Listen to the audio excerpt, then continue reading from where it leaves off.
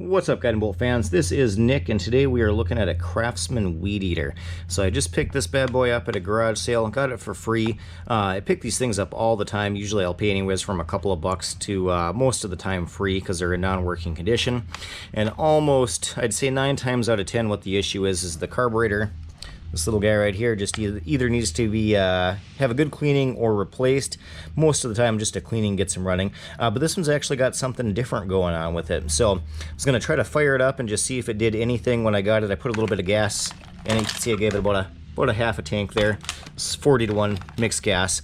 But anyways, I'm sitting here, cranking on the primer bulb, just pushing, waiting for it to start sucking some gas in there, and it just nothing. So I'm like, all right, what's going on here? So usually when you just keep pressing on the primer bulb and you never actually see any gas fill up in there, that usually means we got a problem with the gas line in the tank. So sure enough, went ahead and opened this bad boy up, and hopefully you can see that down in there, but that little the fuel line right there, it looks like it just got either broke off or snipped off, or who knows what happened to it, but basically it's non-existent. So it doesn't even reach down into the gas tank. So what we're going to do is make a quick run to the hardware store. We'll pick up some fuel line and a little filter and replace that, and hopefully we'll have ourselves a working weed eater. So that's what we're going to do. Okay, so the first thing that we're going to want to do to get this line and fuel filter replaced is go ahead and remove the gas tank so we can get access to the fuel line here where it goes into the tank. And on the front side of the weed eater, there is 5 screws holding this in. You're going to need a 5/32 Allen wrench to loosen those up and get those out of there. So I already have all of these loosened up. You can see I'll just go ahead and pop off these 4 in the front right here. There's the 4 holes, and then there's one hiding over here next to the spark plug. So you go ahead and pull those 5 out, and then this just actually rotates right off. Alright, so I got the new fuel line on as well as the filter. I just ran to the local hardware store and picked up this fuel line combo.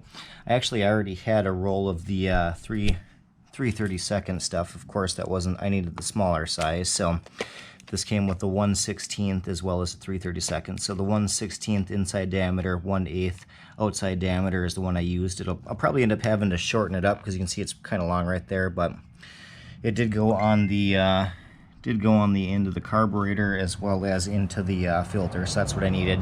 And then I also picked up this neat little fuel filter kit. So it came with a bunch of different sized filters. It was like $5 or something like that, so pretty inexpensive. So we're going to go ahead and I'm going to feed this down into the fuel tank and put this back together, and we'll see if we can fire it up or not.